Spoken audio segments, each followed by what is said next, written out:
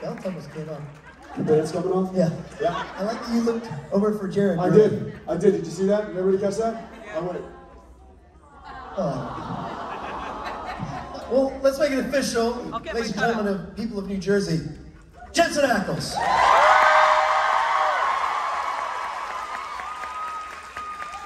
It's different.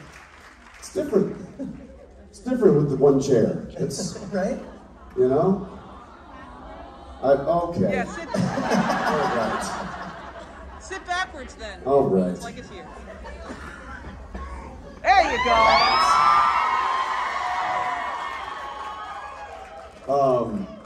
I forgot my phone backstage. I was going to. Well, shoot, we'll just do it right now. I wanted to record something for Jared.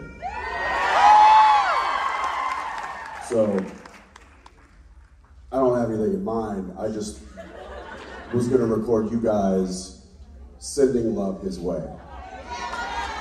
So, what's that? FaceTime. FaceTime? No. Because no. I'd be mad at him if he did that to me. All right, let me just, hey pal, a few people here want to say hi.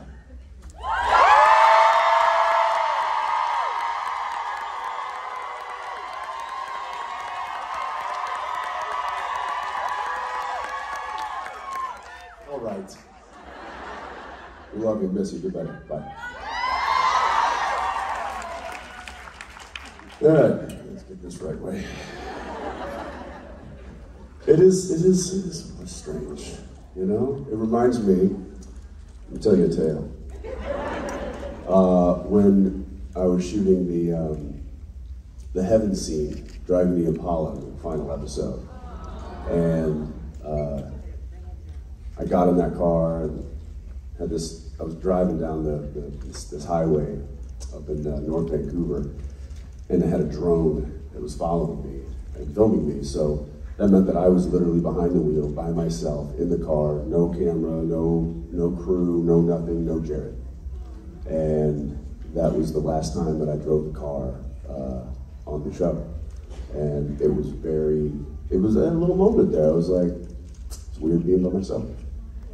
It was weird not having my co-pilot. But he'll be back, he'll be fine, we're good. And because I'm highly codependent, clearly, I asked somebody to fill in for him. So if you guys don't mind,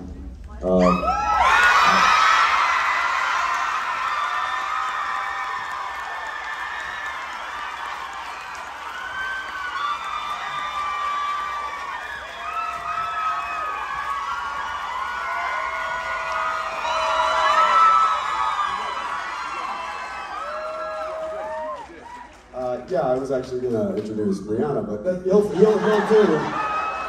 This is awkward? This is awkward now. Ladies and gentlemen, Misha. Hi.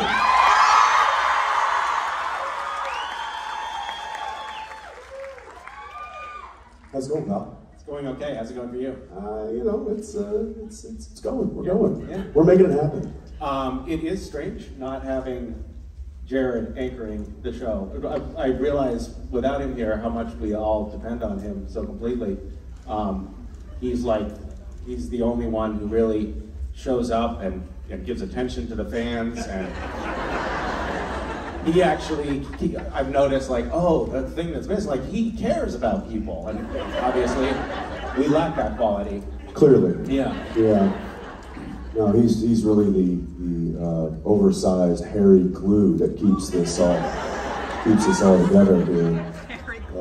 It actually is funny, when we were doing the trio photo ops, Jared is literally the oversized, hairy glue that holds those photo ops together.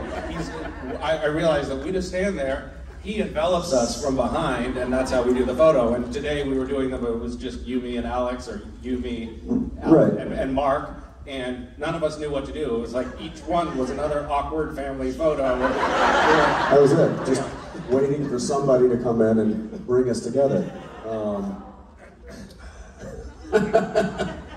But it smelled better. It did. It did, yeah. And there were less ass grabs during the photos. Mildly less. Jersey showed up. This is something that I don't know how often we talk about this, but very often during photo ops with Jared will reach down and where no camera or other humans can see, will grab your ass and squeeze or pinch. But it's not a caress. It's intended to inflict pain. Right. So it's like, he's not like, oh, there's a tush. It's like, where's the bone? And let me get it. Right. And so you do see a lot of photos where Jensen and my expression is like this. But then in that same photo, you'll see Jared's face is like this. Because he's searching, he's like, oh my God, that's the entire hamstring that I'm holding now.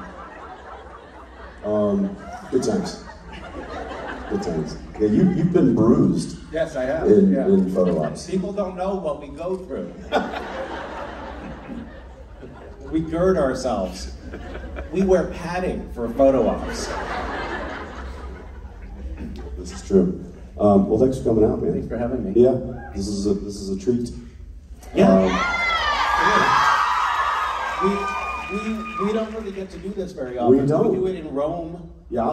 And it's usually after a long weekend of binging, and there's a lot of television shows. Like we binge, watch things. Streaming services. Right. What were you thinking about? Yeah. What? Shame on you. Get out of here. We're all binging at the same time. Yeah, so this is nice. This is cool. Let's take some questions. Okay, great. They're probably not going to be for you, so just or maybe they will. You want to go that way? Okay, let's go this way. We're going to go. Which way do you want to go? We'll go This does not work very well, does it? Well, it does when Jared's here. Let's. Hi Jensen, hi Misha. Hey. So I know you've been working on The Boys lately, Jensen, which I'm super excited about. So I wanted to ask you, what is your most memorable moment from being on set of The Boys? I don't know that I can tell you that without giving away some spoilers. Was it the first scene that you shot? Well, that was memorable. How could that not be how is it possible that that's not the most memorable? Really? Yeah. Oh my God! Dude. What? Yeah. Yeah. I'm not gonna spoil anything, I'm just gonna say I didn't think that they could do that on television. And they don't. They're doing it on a streaming service. Wow, that's amazing. I can't wait to watch. Yeah, literally, like right off the bat, I could tell you 3 things that I'm like, yeah, you wouldn't believe me if I told you. So I can't wait to tell you my experience when you see what the experience was when you see what the final product ends up being. Wow, Amazon is going to be pissed at you for spoiling that. You're going to be in big trouble. Really walking the line, aren't I? Yeah, let's just say that there were some memorable moments. Yeah, in you know, only a few episodes. So yeah, it's good stuff. It's good stuff. Thank you. Hi. Hello. So, if I'm not mistaken, in the most recent episode of Walker, I saw a very distinct pair of bow legs.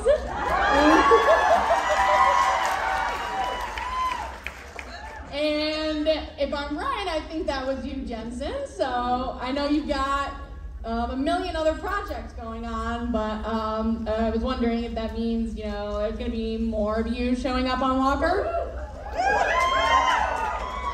That was actually Richard Spade, a fellow bow-legged friend. You can't sit down, can you? No, I don't normally sit. Right, I like pace around. Do you pace? Yeah. You want to pace? I am pacing. Let's try it. I don't need to sit down. So, yes, that was me. And I'll tell you why. Because that is a role that is going to it's going to come out in the storyline. I don't think this season, I think next season. I could be wrong about that. So, what is it this season? Yeah. It's the end of this season. Yeah. Okay, so they're going to touch on Miles, which is the character. They hadn't cast that role yet. They didn't know who that was going to be, but they were like, yeah, we're going to have to get just a body double in there. Somebody that's, yay tall and has a, like medium build, whatever it was. And I was like, okay, so we have to cast this person? They're like, well, yeah, we got to look at a whole bunch of like background performers. And I was like, well, I'll do it. And they were like, you'll play Miles? I'm like, hang on. Hang on. Now you've really painted them into a corner because the actor who plays Miles has to be bow-legged. And that's a casting call that's difficult to make. It is. Like, it is. Seeking bow-legged actor. Seeking 6 to 6'2", roughly 200-pound bow-legged actor. Yeah, so that's why it was going to be somebody that wasn't going to end up being the role of the actor. So we just got some hack to step in there and do it. Stop it! I'm auditioning. You've got a job. Oh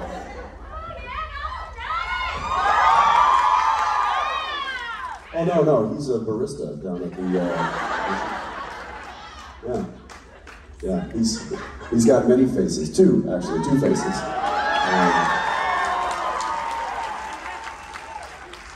Anyway, yes, thank you. Hi. So this was originally just for Jensen, but it'll be for both of you. And I'm kind of going to switch it a little bit because Misha's here too. So Jensen, if you could play anyone in the Batman universe, who would you play? And Misha, if you could play anyone in the Boys universe, who would you play? Well, I mean, Batman.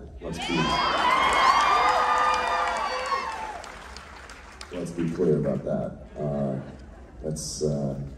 Yeah, I mean, I've gotten to do the voice. Why not get to play the Bat? Maybe somebody over at Gotham Heights could put in a good word for me. If that role ever comes up. I don't know that it will though, because they're pretty particular about that.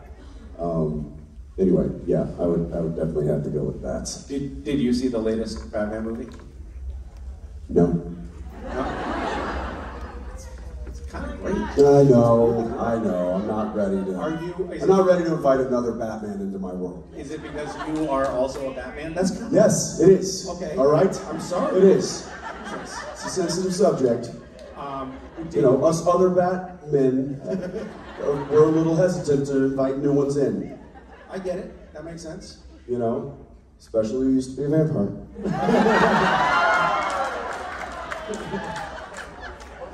I would like to see him. Did you see it? I did see it. I thought it was great. Did you call up and say, hey, you're doing a new? No, sorry. Hey, I hear you're doing a new Batman. No, I didn't. It was after the fact. I said, hey, what the hell? What is this shit? Yeah. Okay, so the Boys. I don't know. I mean, is the Boys universe a universe that Eric is creating as he goes? He's expanding it. So it was like a comic book series that he's extrapolating from. Yep. See, I don't know the comic book series. It's essentially, it's really all of the superhero types. Right. So you've got your Superman, you've got your Aquaman, you've got your Flash, it's all of those, but archetypally speaking, what is yours modeled after? Captain America.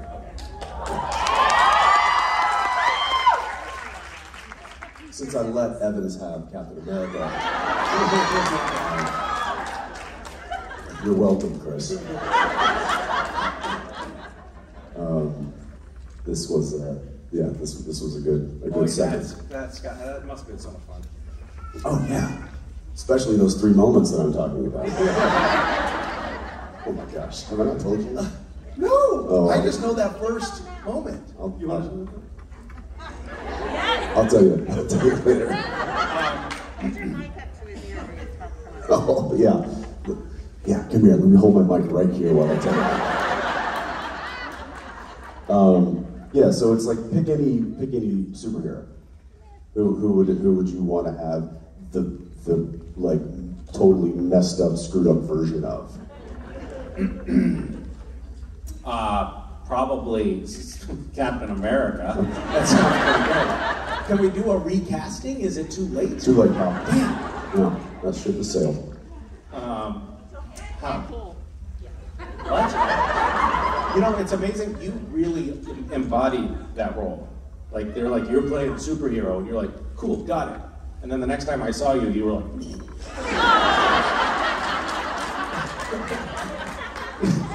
Well, because I was having to fly out to LA for these fittings for the suit, because they hand build these things. I mean, they're like works of art. LJ, who's the super suit costume designer, she's fantastic. But I had to travel out to LA like six different times for them to build this suit. No shit. And each time, more progress. So I stayed around there like, okay, we got to do this, we got to add this. And at some point, I was like, where are you going to put the muscles? Like, where do those come into the process? And she, not kidding, because you look at look, I love Ant, phenomenal actor, but he takes his Homelander suit off, and it's like, what happened?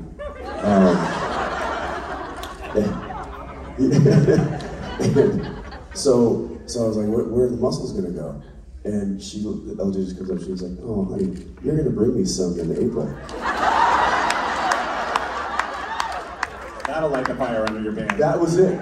No producer called me and said, we're gonna need you to put on 20 pounds. No, nobody, just LJ said, oh, you're gonna bring me a few. Yeah. You're gonna bring me some extra muscles when you show up. And I was like, hey Danielle, I need a freezer full of chicken breasts. That's it. That's it. That's it. I'm on an all-steak diet for the next 4 months. That did happen. And then Kripke said, don't shave. That was it. He was like, don't shave. Don't get a haircut and don't shave. I see. So you have a lot of body hair. So it's, you look like a gorilla. Yeah, basically. Got it. Yeah. So that's how that went down. Yeah, I don't know. Where were we? What are we talking about? Hi, this is my first time here at one of these. So welcome. How's it going? How's your first time? Oh, Jared usually asks this, as if I forgot. How many people here is this first time at a con? Wow, okay, all right. I'm so sorry. It's, no, you're not. It's an epic failure at this point. No, kidding. Hi. So I apologize if this has been asked before, which is a question for both of you. But over all 15 seasons, were there any storylines with involving your characters' development or personality that the writers didn't explore further that you wish they would have for either one of your characters or any on the show?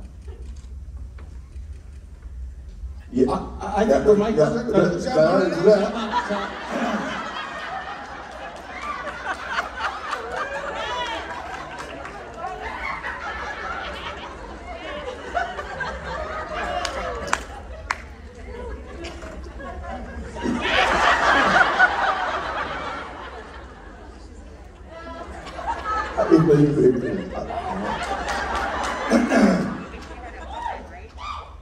I think that Castiel could well have been human for longer, because I don't think he got to explore as many different versions of what exploring humanity could have been. Like, for example, he ate toothpaste, which was great, but it would have been nice for him to really learn to brush his teeth.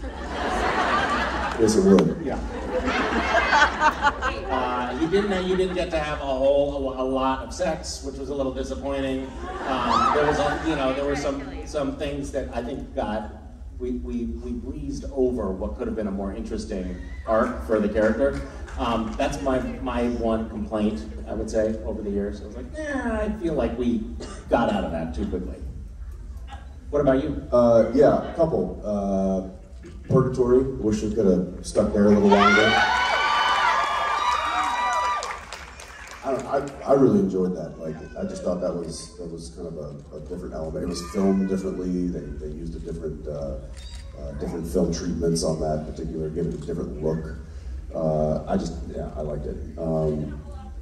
But what's that? It could have been a whole episode. Oh yeah. The Purgatory. I mean, I think it could have been like a whole season, multiple episodes. I thought that was really cool. But they.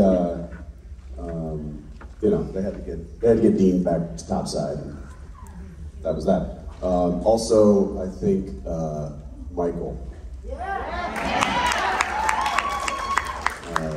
Dean as Michael would have been cool to last a little longer and really explore that character. But I believe they had to get rid of that. Or maybe it was Dean and Dean.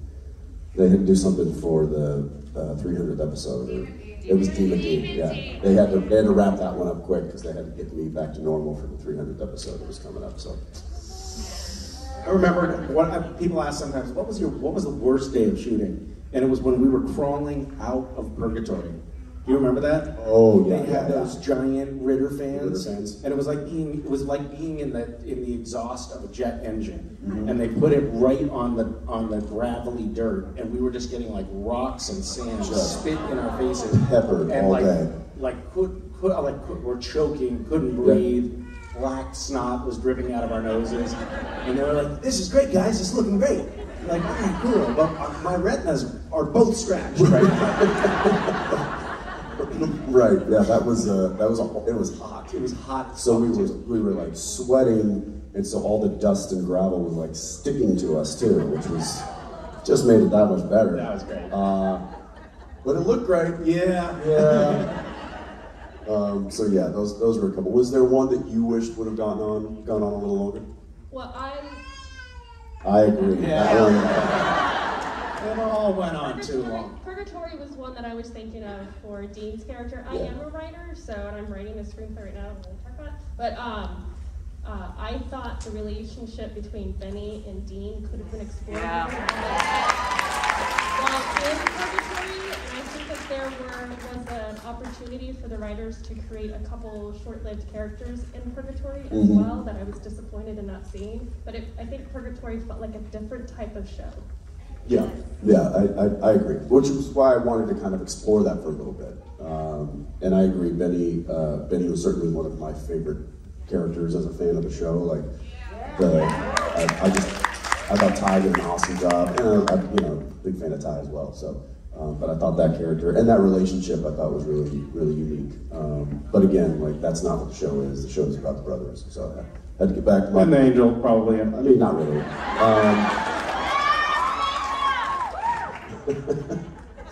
So anyway, thank you. Good luck with the screenplay. Yeah. Hi. Hi. Thank you for doing Book Bash, Misha. Really enjoyed that. And good. A book-related question for Jensen, but I'd love to hear your answer as well. Jensen, in the past you've said The Fountainhead is your favorite book. Is that still true? Or do you have any new recommendations? I think that was just the last one I had attempted to read. I'm not a real big book reader. I don't read a whole lot. It's no surprise to many people. As many scripts and stuff that I pour over and read through, reading is not something that has ever attracted me for like a pastime, something to do to relax or whatever. So it's amazing to me how much the constant distractions of cell phones and other streaming services and everything encroaches on reading time too. Like I remember, I don't know if this is true of you, but like when I was in high school and college, like when I was much younger, I would read much more. I'd spend a lot more time reading because there was like the time for it. But now that time gets co-opted by all these other little distractions and interferences. And also, like silent films were, you know, just coming around. That's right. If you wanted entertainment that wasn't in a book form, you had to go down to the picture house and listen to. They were playing on the accordion and to accompany the black and white. And then talkies came and really kind of encroached again on your right on your. You know. It really does, and it really has changed. I think it's changing how brains work, though, in general. Like, I'm looking at my kids and comparing that to how my childhood, when we didn't have anything else to do but to read. And now my kids are, like, there's so many possible things for them to do at any given moment. And reading it's hard for it to, you know, take center stage sometimes, which is kind of tragic, really, because it's a great way to, like, fire up your imagination. I think. I don't know. I wish that I read more. I wish that I mean, I don't know, can I say this? I'll say this. Sure. I had the learning issue when I was young, and nothing, I think it was, I mean, they diagnosed it as ADD back then, because that's what they diagnosed everything with. Me too. Really? Me too, yeah. So I would read a page in a book that I had to read, because it was going to be a book report in English or something like that, and I would read the whole page. I would read every word, and then I'd get to the end of the page and be like, I have no idea what I just read. And I struggle with that today.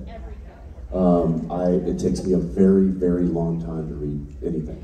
And when I read scripts, it takes me an extremely long amount of time to do so, because I'm reading it very slowly so that I comprehend everything that I'm reading. If I try to read fast, I'll have no idea what I've just read. And so that always, that was always a struggle for me, and I just never, I was never really a big book reader because of it. So, yeah. Thank you. I'm a special ed teacher, so my heart really hurts for what you guys are saying up there. But my question is, in the show, Sam and Dean are 4 years apart. I think their ages when they started 22 and 26. That's about the same age as you and Jared. I wonder whether the brothers' ages were already set, or whether they wrote the brothers' ages to match you and Jared. Yeah. Yeah. What a way to get attention for a question that's not about you.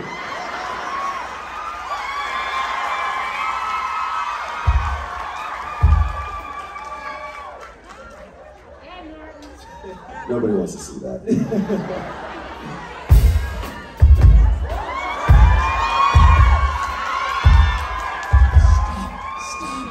Stop when you play that music, I have to strip.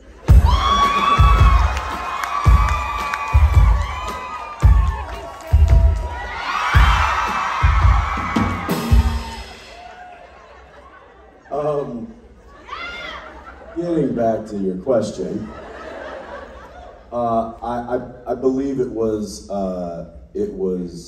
written after the fact, and to correlate more with our actual age difference.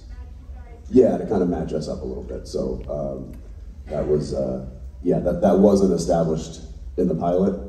So that was established later, and I think they did just kind of like, what's the age difference with Jared and Jensen? Let's just do that. Yeah. They did the same thing for Castiel after I came on the show. They said, yeah, he's been around for thousands of years, they said. So. Yeah, he would know what the picture shows were. Yeah. He watched sea animals evolve to walk on land.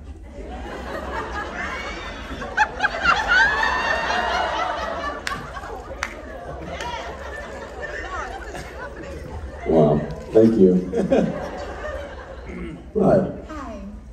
First of all, I want to thank you, Jensen. Jensen, for how you and Jared portrayed the loss of a sibling on the show. I lost my brother back in 2017, so your show was really helpful for me, especially at the end. It gave me a lot of peace and things like that, so thank you for that. Sorry for your loss. Thank you. And of course, Supernatural was something I was really excited to just come back to and watch. So my question for both of you is, what is something that's really exciting coming up for you, either work or with your families, that you're looking forward to? I'm excited about the new show that I'm working on, Gotham Knights. I'm excited to play a totally different character. I'm actually finding that I'm kind of excited to spend some time in a different city and get to know a new city, and actually spend a little bit of time on my own, which is not something that I've done a lot of. So I'm kind of excited about like the inner journey that that's going to bring with it. You were in Toronto quarantining for like, you were like completely isolated there for months, right? Did you go crazy? I was already crazy going into the situation. That's right. So That's right. Nothing changed. Right. Yeah, it's an interesting kind of thing. Like you're almost in a cell, right? Like with the. Well, it was 14 days of quarantine in an apartment that I had never been to before. They were like, you're going to land, you're going to spend 2 days in a hotel at the airport until your test clears, and then you have to continue to spend the rest of your 14 days wherever your accommodations are. So yeah, so I checked into this, or went into this apartment that I found that the production had helped find, and I was like, okay, I'm not going to leave this threshold for 2 weeks. And I didn't. I stayed there for 2 weeks and just did 1 million push-ups. That was a secret. Yep. It was quarantine. It was quarantine. Just sheer boredom. That was it. I finished Netflix and then I just did push-ups. That's.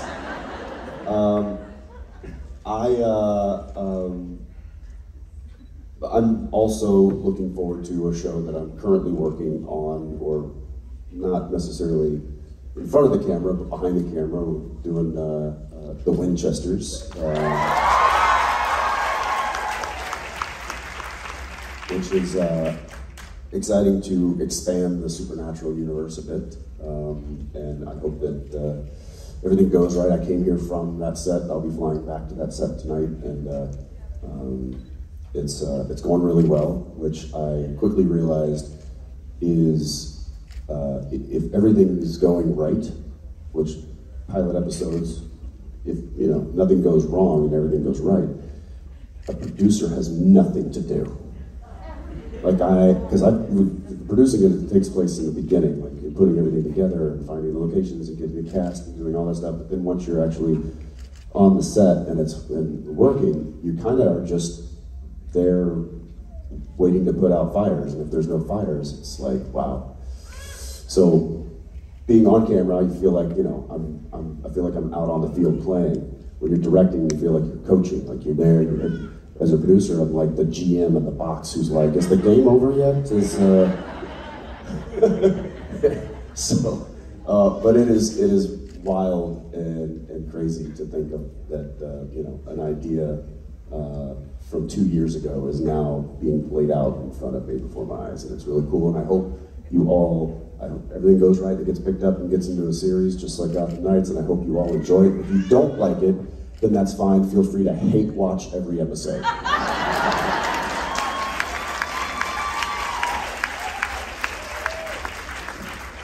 Thank you. They're tough shoes to fill because all these people loved Supernatural, and if they don't love the prequel, you're like they're going to come burn your house down. Mm-hmm. Yeah. If they don't love the prequel, then they really weren't fans in the first place. I like your style. That's right. That's right. Shame on them. That's right. Shame on them for not having the vision. Exactly. To like. How dare they not accept? Shame on them. Makes me sick. It really is. It's bullies. Just bullies. Anyone who says anything negative about your prequel is canceled. Is a bully. Canceled. Go home. It's like, I love it already.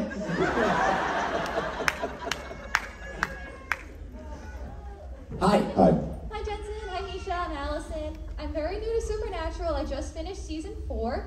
So Oh my goodness. But But you already have a uniform. I know, I wonder who it could Good be. job. Spoiler alert, he dies.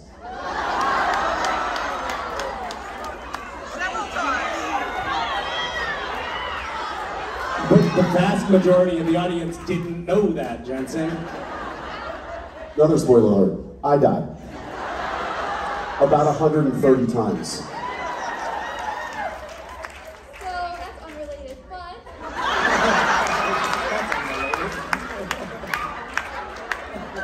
so since you said Jared was the oversized hairy glue that holds everyone together, if the Winchesters or Cass had a dog, what would it be? Had a dog? You mean a dog that was like riding around in the Impala with them? Probably, ideally, something like a Great Dane. Something that just fills out the vehicle and keeps us warm. Yeah. I was gonna say a Shih Tzu. Maybe we need 2 dogs. Mm-hmm. Yeah. If you could choose a dog for the brothers in Cass, what kind of dog would it be? I just rescued a dog from animal testing. It's a little beagle, so I'm biased. I think Cass would do good with a beagle. A beagle? Yeah, his name's Jesse. He's great. Oh. I think the Winchesters would do good with like a golden retriever or something, especially Sam. I have a question, a follow-up question. If Sam and Dean and Cass were dogs, what kind of dog would they be?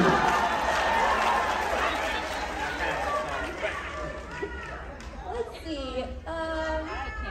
Let's go with Sam first. What kind of dog would Sam be? I can see Sam as my beagle. Very hyper, doesn't pay attention, doesn't listen. No, I said Sam, not Jared. Like beagle. Dean? Dean would be, I feel like something intimidating but soft inside, like a German Shepherd. I think you're right about that. I think it's a German Shepherd. And Castiel? A pug. Somebody escort that man out of the room. Any dog with a curly tail, basically. Is. Maybe a poodle?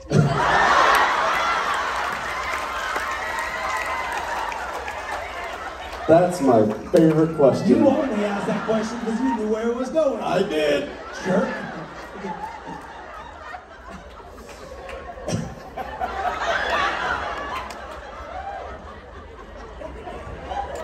I don't like that question anymore. Oh, man. Point. No, you may not explain yourself. To be fair, she is, cosplaying you, so you win point 2. Thank you. That was fun. Hi. Hi. Everybody is really excited about both of your new roles. I was just wondering who you think would win in a fight, if it be Soldier Boy or Harvey Dent. Soldier Boy. Let's see it. What kind of powers the problem does is Two-Face have? Two-Face is just crazy. That's his No, problem. he doesn't have Which, powers. by the way, goes a long ways. Yeah, that's true. But it sounds like you're also crazy. True. And Soldier Boy is crazy. Right. And you're possessed of some superpowers, which complicates things for Harvey Dent, who is also, he's just crazy. Yeah, I'm gonna go with Soldier Boy. I'm gonna sadly agree on that one. Yeah. Thanks a lot. Point. Thank you. No more questions. Thank you. Hello. Before I forget, I promised my mom if I had the chance, Jensen, she loved you in Days of Our Lives.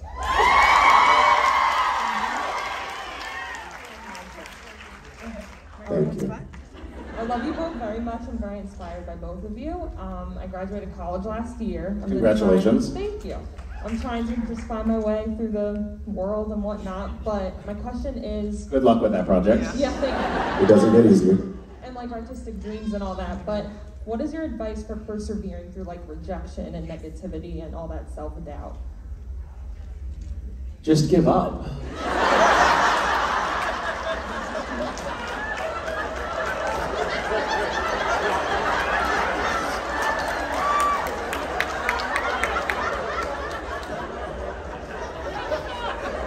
Never keep fighting. There's so many times when I look back at my younger self and I think, oh, if I had just given up. Things would be in such a better place. You look like you're ready to give up now. You're so crushingly disappointed. Can't believe I looked up to those assholes. I should have given them up.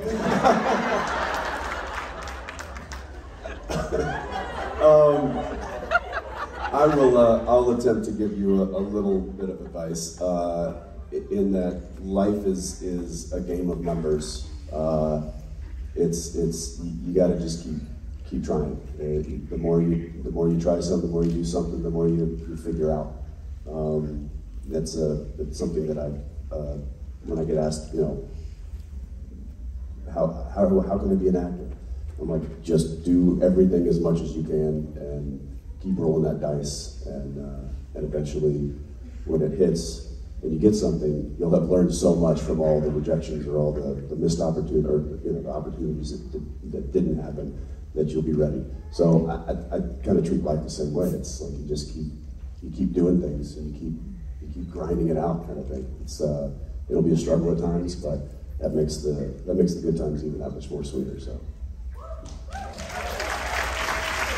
I would say also, if you're too focused on the outcome, I found this for myself anyway, when I was like, I need to get that job, I need to get that part, I need this show to go, whatever it is, that fixating on the outcome is actually was really unhealthy for me. Whereas if I just focus on doing my best at every step of the way, that's it. Do what is within the realm of your control. There are lots of things that are not in the realm of your control. There are going to be a lot of times when they're going to go with somebody who's a lot older or a lot younger or who is a different gender than you are, and that's totally out of your control. But you can show up and do the very best that you can do, and know that within the sphere of your control, you're doing your best. That for me anyway, gave me a lot of comfort, because I used to struggle with rejection. Like I did not like it. And I got to a point where I was like, I'm okay, because I actually know I did my best. And that feels good. So there's my tip. And touching on what you just said, reminds me of when I was a young actor and I was auditioning and I was getting rejected and I wasn't getting these parts. I was like, what's wrong with me? And it is very much that, like, that's out of my control. So I switched my way of thinking, and every time I went into an audition, that was my final performance. And I walked out and I was like, what's next? And every now and again, I'd get a call and be like, guess what, they want you to come back and do it again. I'm like, oh, okay, I'd already moved on, but happy to go back and do it again. Then that was my final performance. And I'm like, okay, what's next? Until they were like, they want to give you the job. I'm like, oh, great, I was already moving on to the next thing. So that just helped me mentally, of like, you go in for a job interview, they're like, boom, laid it on the table, okay, let's find the next job interview. So there you go. Hi. How are you? Hi. Hello.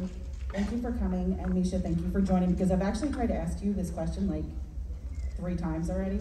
Last night at dinner. Yes, next question. I swear it's not bad.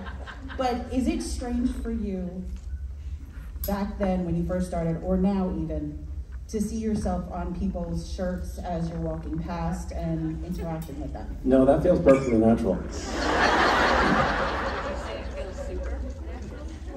Supernatural?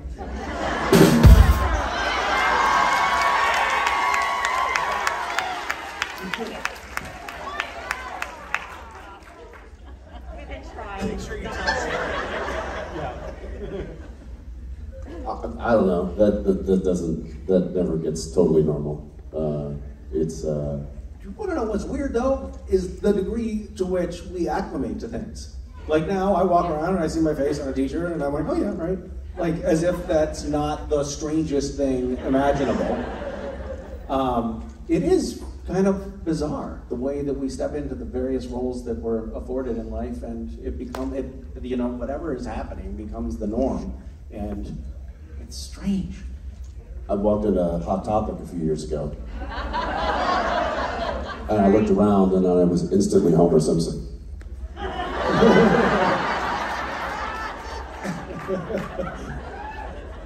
Get me out of here.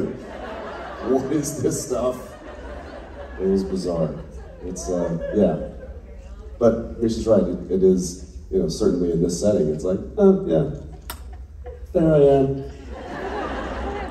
I try to shield myself from it, kind of like what you're talking about. Like you don't, it's not like we go into Hot Topic and are like, look, there I am, this is awesome. It's like, this isn't right. It's not this I shouldn't be looking at. Same thing when I walk in front of a mirror naked. Same reaction. Yeah, it looks like this. This is Misha walking in front of a mirror naked.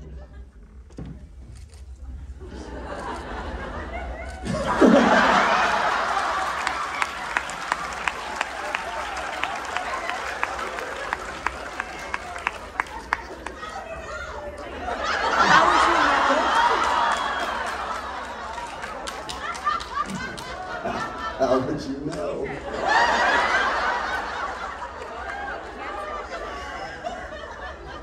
Because when I'm in the room, I just do this.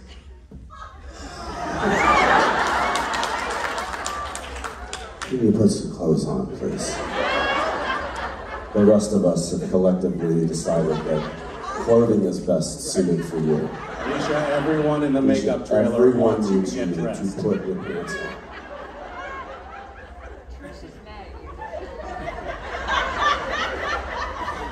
And then Misha goes, thanks for noticing me. It's true. And then he goes and puts his trench coat on.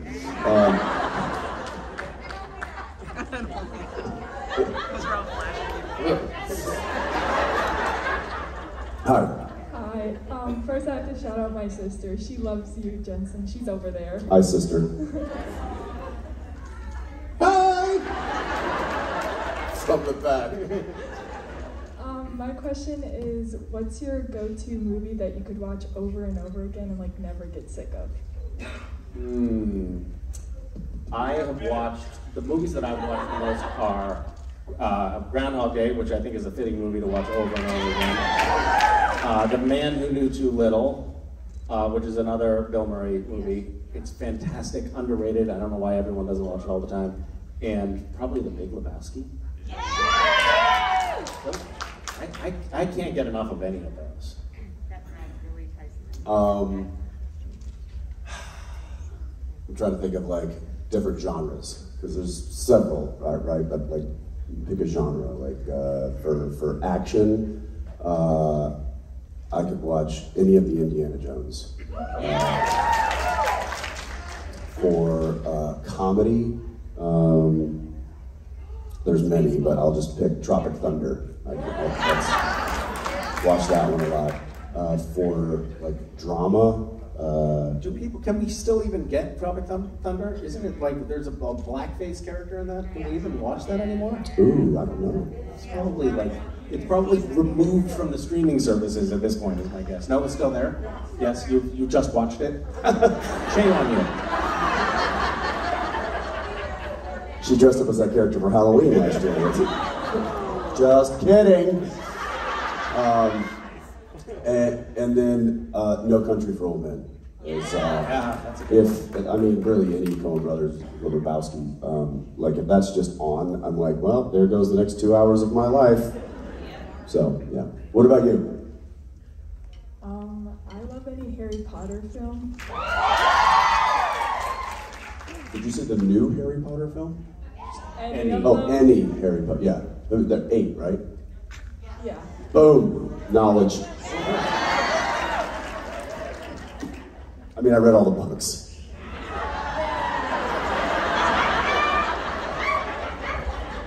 not a 1, not a page.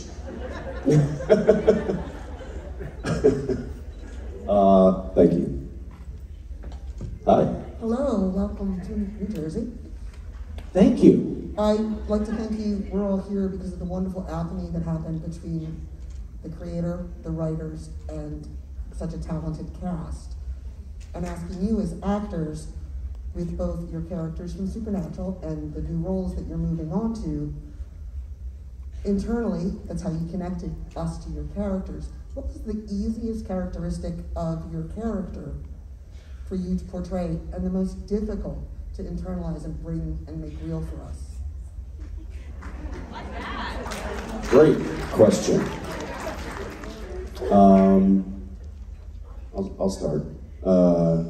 I would say the easiest was probably the grumpiness of being Winchester. And not because I'm grumpy, but because I think I was able to be grumpy through him, which enabled me to not be as grumpy in real life. And then the difficult one was probably... you were working out your anger issues on set? Yeah. All the time? Yeah. Great. Not anger, just... Grumpy? Yeah, that's true. Yeah, just my Mark Shepard issues.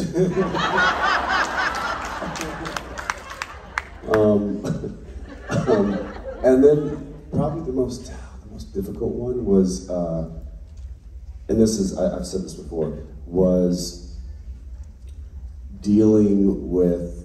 being Dean while Sam was Soulless Sam, because it was hard for me to play Dean relating to his brother when his brother wasn't his brother. And I felt like I was kind of like lost, because I didn't have that relationship on screen that I'd relied on with Jared.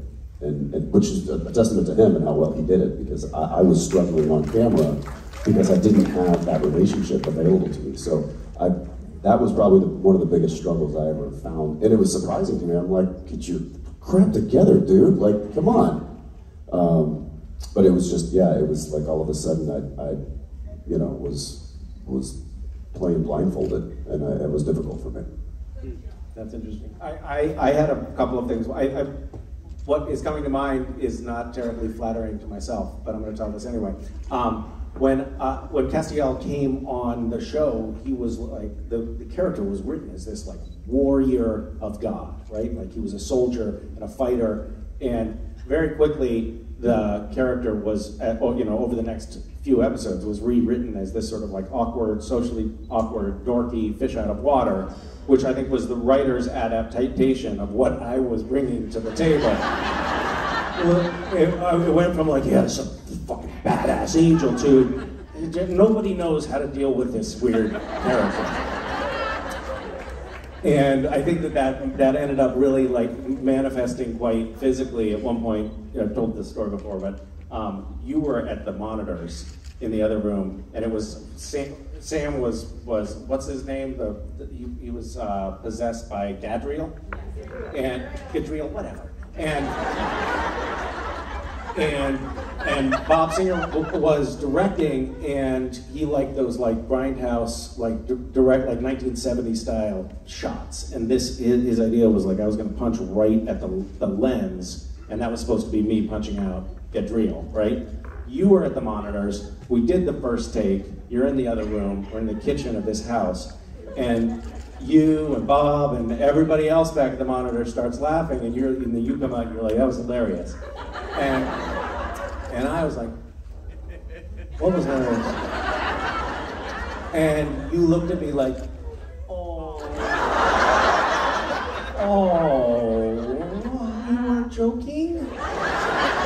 And then I got the playback.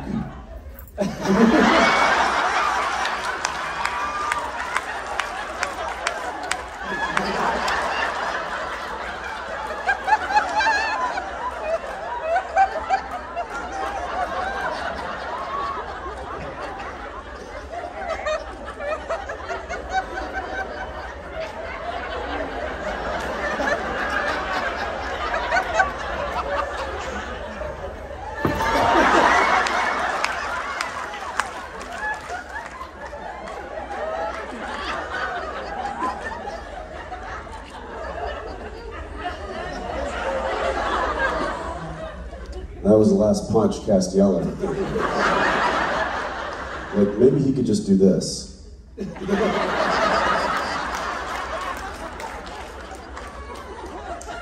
Kind of true. That was good, man. That was good. Yep. Yeah. And Bob Seger was like, he raised in Brooklyn and was like, he was a fighter. He was literally a Golden Glove boxer. And he's a southpaw too, so like he knows how to throw a punch, and he couldn't stop laughing. And like to make Bob laugh is like, yeah, he doesn't laugh. That's a high bar. Yeah. And he was just, it was the silent Bob laugh. It was the and like he'll tear up. He'll like if something gets him, it's fantastic to watch. Yeah. And that got him really good. Yeah, I'm really happy to have brought him that joy.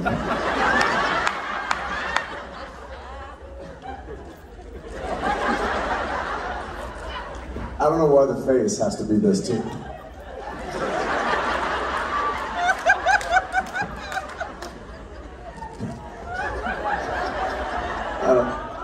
Was there a question somewhere? Can we strike that from the record? I object. So Misha, you're saying the physicality of Castiel was easy for you to... You mean... So what is... Yes, his posture. That was the easiest part of playing Castiel. What characteristic of Castiel was most difficult? Throwing a punch. Throwing a punch was... Thank you. I feel like we already went over this. I don't know how much more badly you want me to feel about myself.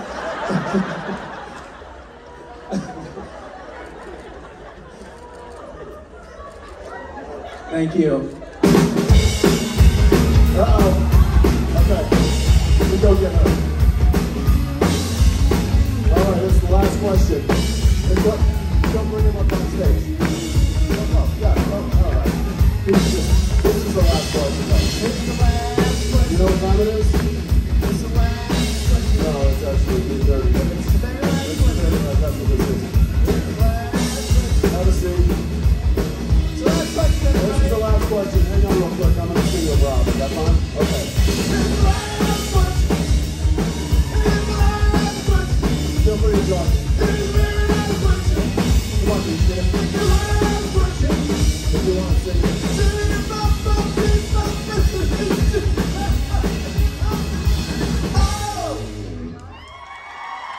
Didn't make that one. Didn't make it through that one. You want to join in?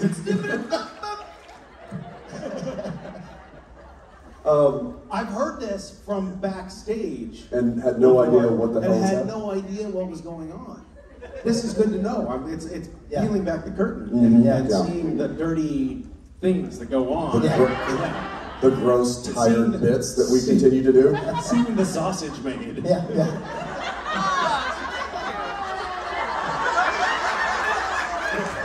I'll allow it. That was me in Vegas.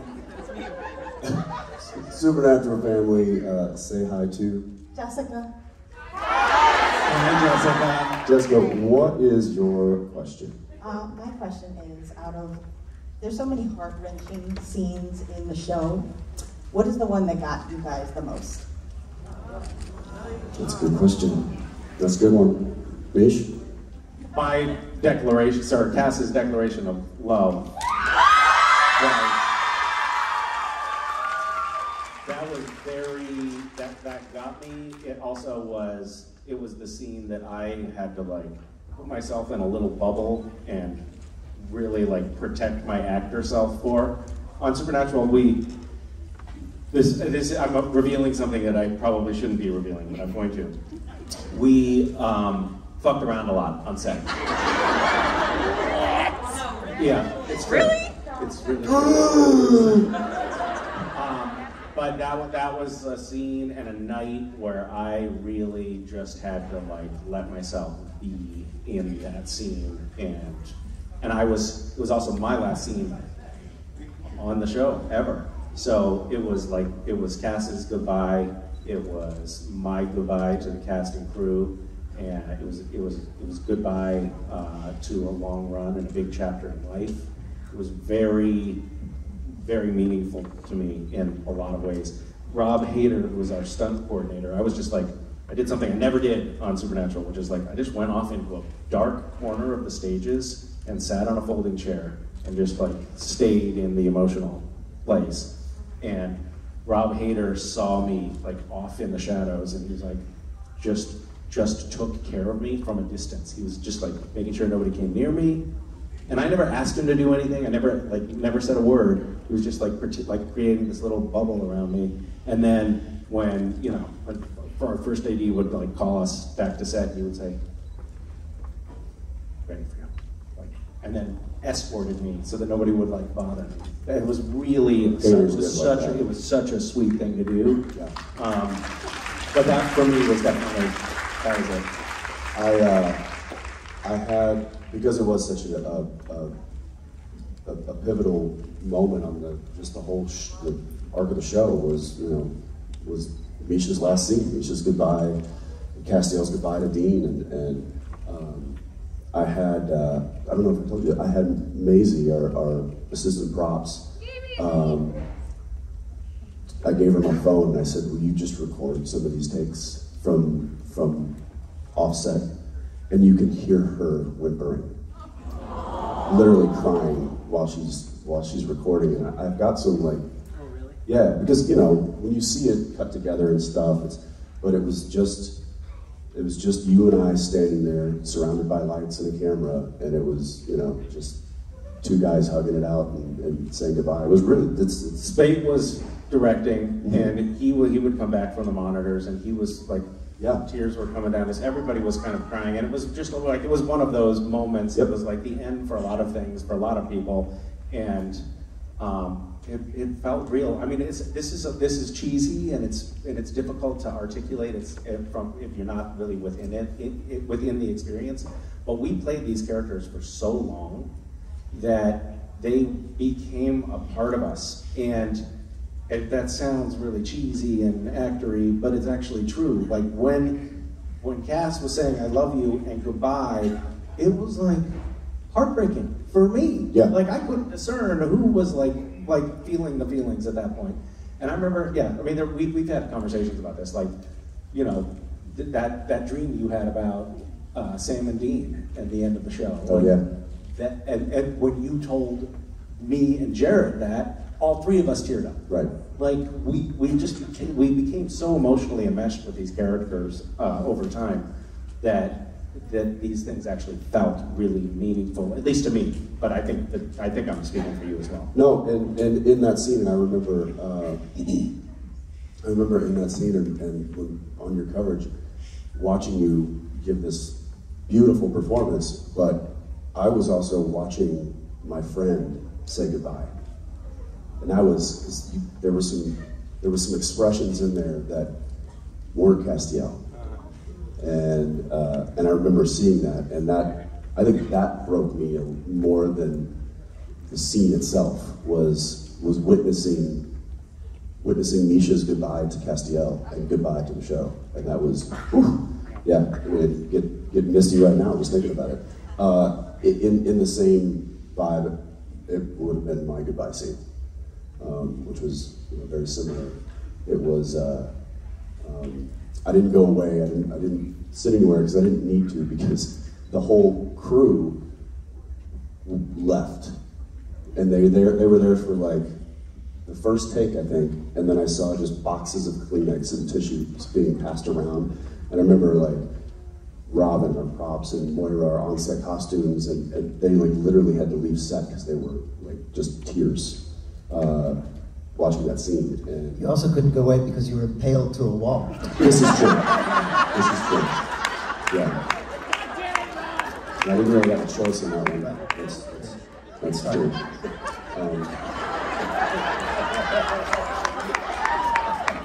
And we're back.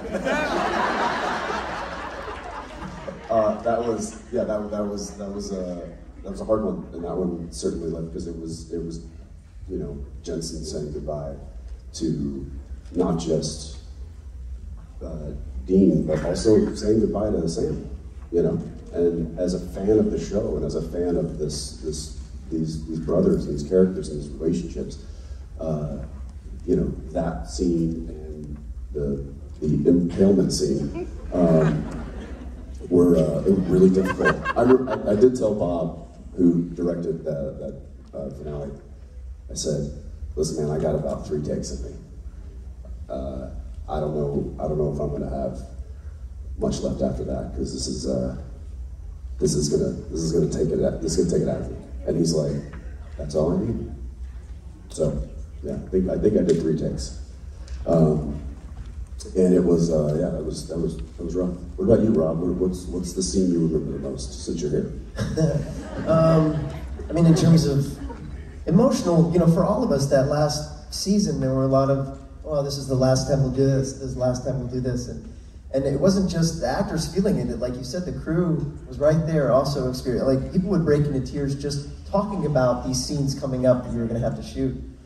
And so for me, it was very emotional, even though it was like the last thing I shot was like me killing that dog. I know it's one of your favorites. I know everybody. I know, thank you, big fan of my work. But no, but it was emotional because like that was it. And it was like nothing little scene really. All I had to do was just sort of stand out in the field and be like, you know, hi or whatever, and be an asshole. And then that was it. And you came out and you kind of announced to everybody that's Rob's last scene, and like that. This is like, you know, I'm a recurring character, so I was not there for seasons in a row. But you all are such a part of my life. You know, it was always, Supernatural was always there for me if I needed to go back home. It was there. You know what I mean? And then to think, oh, wow, okay, it's really gone. This is it. So that for me was personally my most emotional. The scene where we drive away from you. Yeah. And you're on the ground. Yeah. And you're yelling, "Don't leave me." Don't leave me. Yeah. That was hard. Yeah. Because that was really kind of your goodbye scene. Yeah. You know. Yeah. But I remember, you know, we're like, screw you, and we get in the car and drive off. But I remember, like, Jared and I got in the car and it was like, we talked about the weight of what we're doing, like driving away, and that was a heavy moment. That was literally. And you had never done that. Yeah.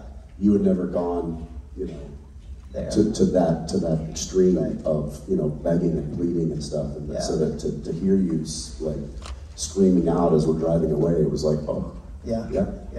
Yeah, because we're all such soldiers really on the same team, really, when it comes down to it. It's hard to leave a man down kind of thing. It was, it was difficult to do. Yeah. Thank you for your question. Thanks. All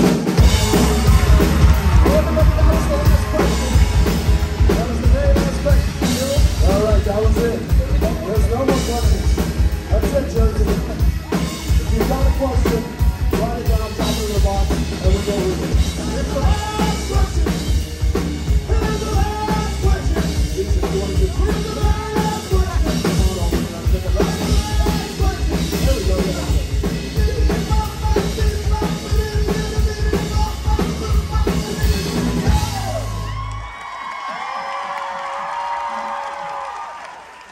That was terrible. That was really awful. Yeah, you nailed it. Thanks, New Jersey. Thank you. Misha.